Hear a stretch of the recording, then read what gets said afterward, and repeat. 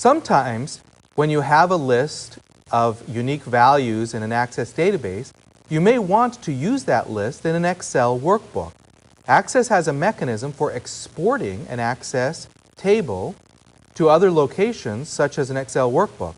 The default location to save a new table is into a new Access database, but we can also choose to export it to any of several versions of Excel or to other applications. Select Excel, leave Products as the file name, change back to My Documents, and save the table as a workbook.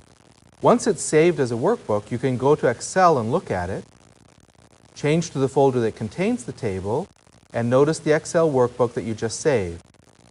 These are the values. You can then use them in Excel. Let's suppose that you have a situation where you already have a list in Excel. For example, let's say that the product list did not exist in another database, but you did have it in an Excel workbook, and you want to import it from Excel into Access rather than from another database. To do that, you would use File, Get External Data, Import, the same as if you were retrieving the values from an Access database. The only significant difference at the beginning is to choose Microsoft Excel as the file type instead of Access, then select the file name.